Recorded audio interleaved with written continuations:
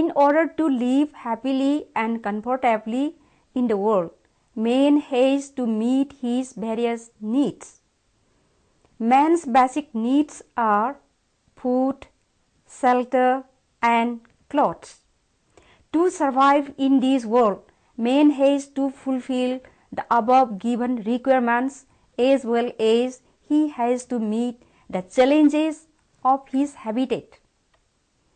The term habitat is defined as a natural setting of human existence, with the physical feature of the region inhabited by a group of people, its natural resources available to the inhabitants, its climate, altitude, and other geographical features to which they have adapted themselves. Man cannot exist unless he meets the challenges of his habitat. The habitat exercises a decisive influence in shaping the culture and economy. The term economy is defined as a system of fulfillment of basic needs from the environment and available resources to the people.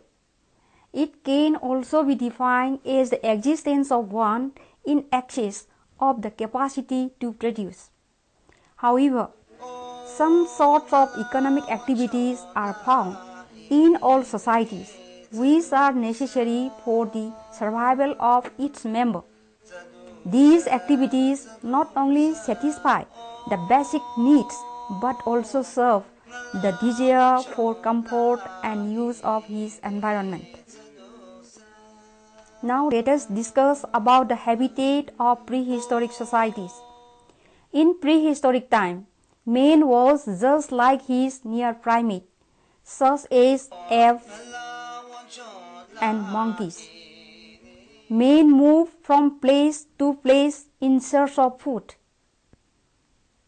In earliest time, man found stones, reeds, bamboos, wood, etc. in the environment. He made simple and rough tools and implements for various purposes, especially to kill animals, birds, cat species, dig out roots, rhizomes, and tubers. Ever since man living in this earth, 99% of the time was spent on hunting, fishing, and collecting the raw materials for his survival. In the post-glacial phase, men became united and formed groups to carry out activities like hunting, fishing, and gathering in an organized way. The conversion of food production from food collecting was a revolutionary change in human history, which led to the foundation of human civilization.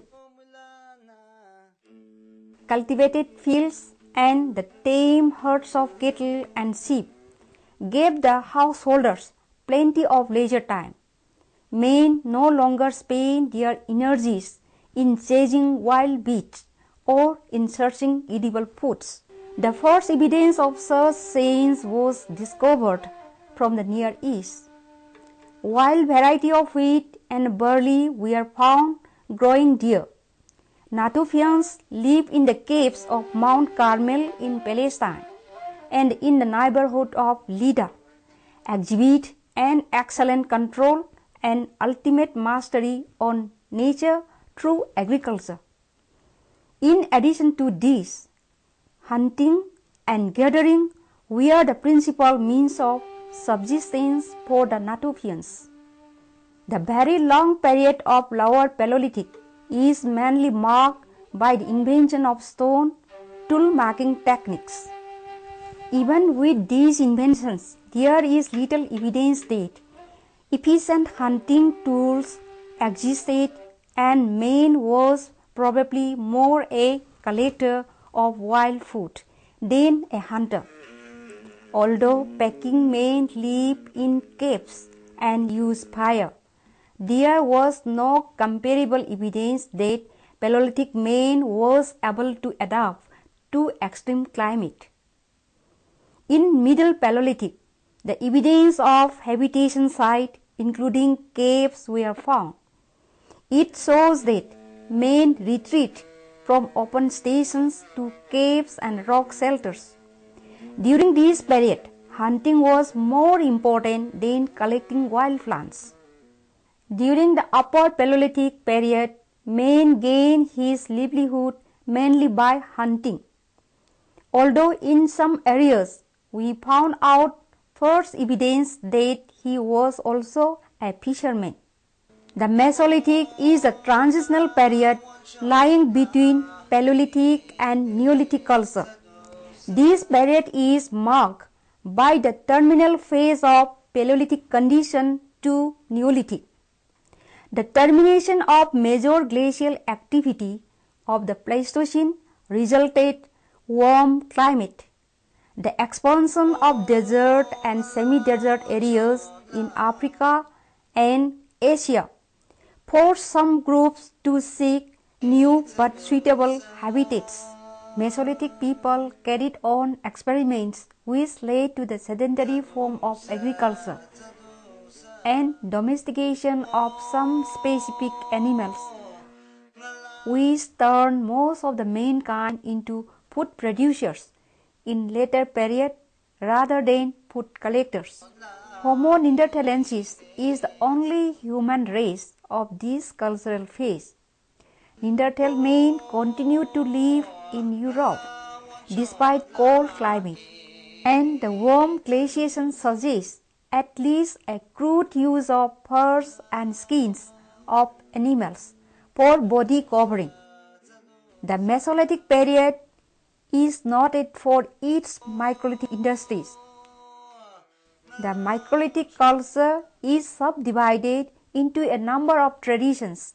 They are: number 1, the Agilian; number 2, the Asturian; and number 3, the Renoisian; number 4, the Lernian; number 5, the Megalomosian; number 6, the Kitchen Median or Shale Heap; and number 7, the Campanian.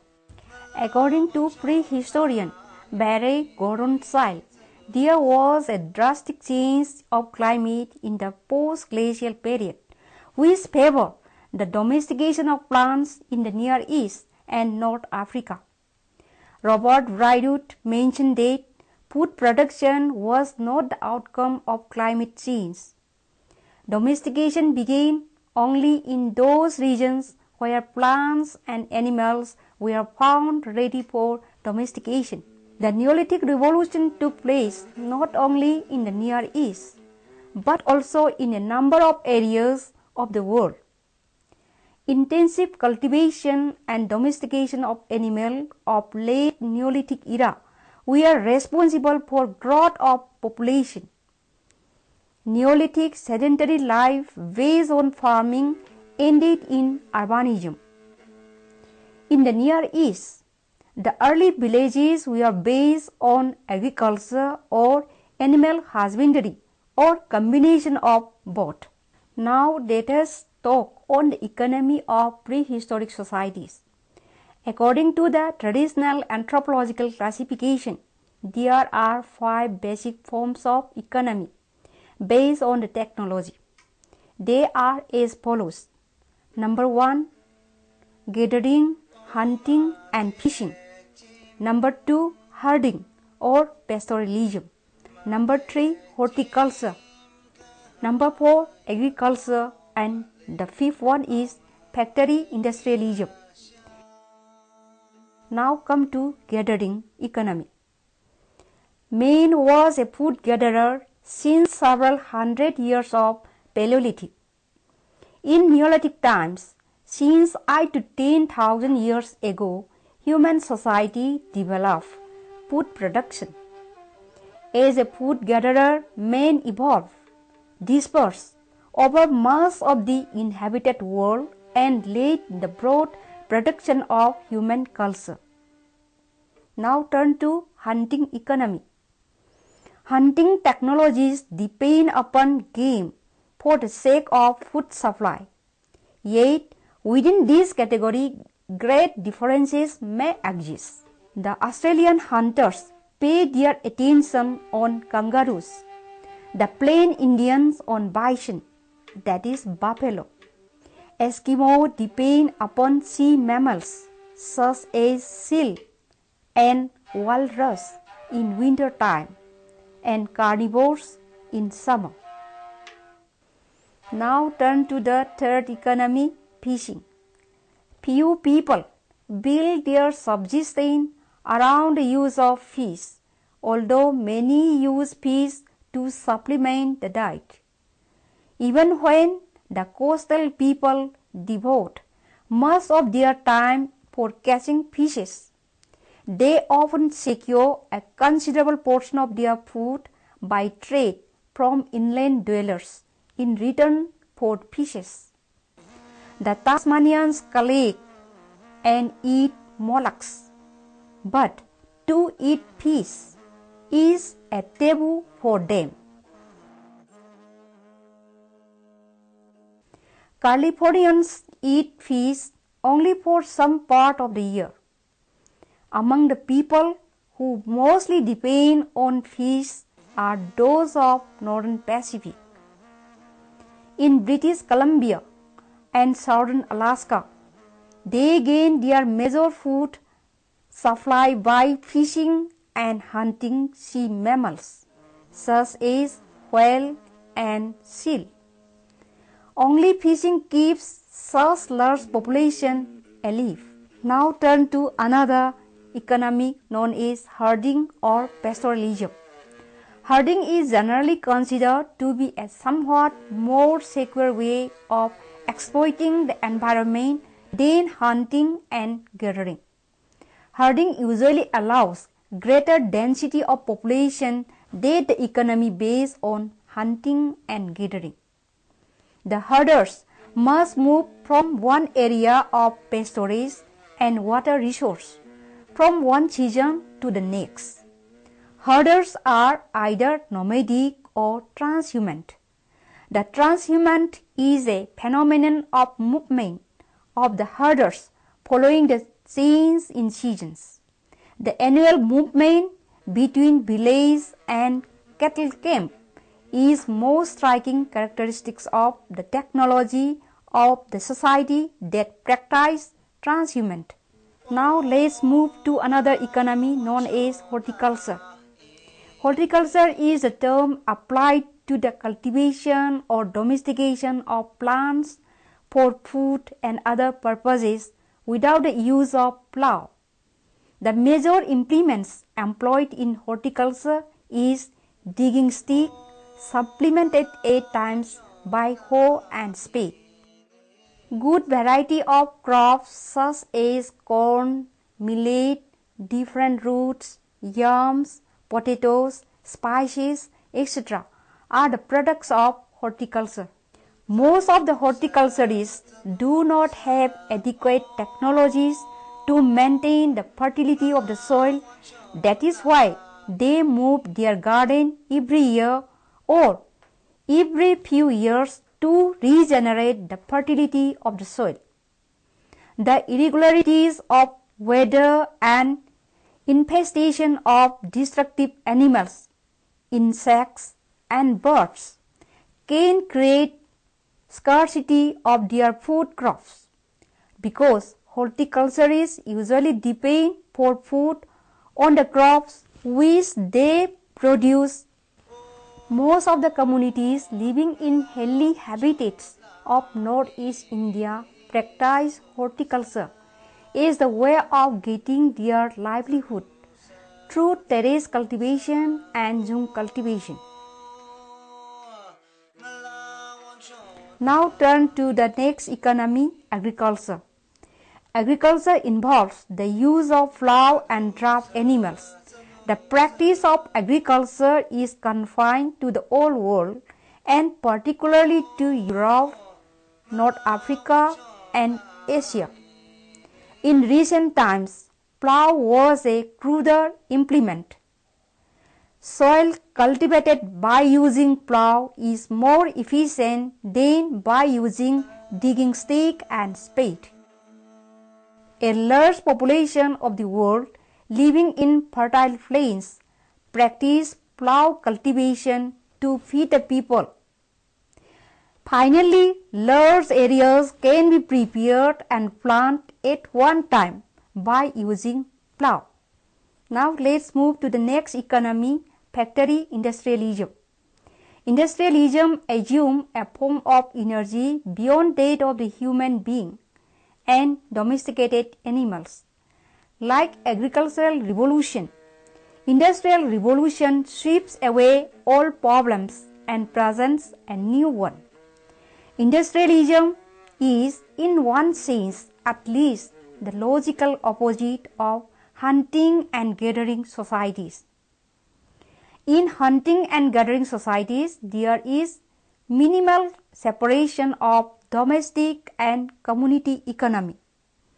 In industrialism, the domestic economy and economy of the communities are almost totally separated. In industrialism, the subsistence level economy no longer exists, where a family or a household becomes a major consuming unit. But it is not a basic production unit as in subsistence economy. Now let us come to the concluding part of this topic. In prehistoric societies, resources, technology, and work are combined together to meet the basic requirements of human beings. In order to satisfy these basic requirements, man moved from place to place in search of food resources because man could not survive without food. Main occupation of man was hunting, food gathering, and fishing. As the development took place, from time to time, men started occupying themselves with herding, horticulture, agriculture, and factory industrialization. Men became aware of new techniques. As a result of it, the quantity of production became surplus and time taken for production was reduced to the minimum level. Like agricultural revolution, industrial revolution sweeps away all problems and presents a new one.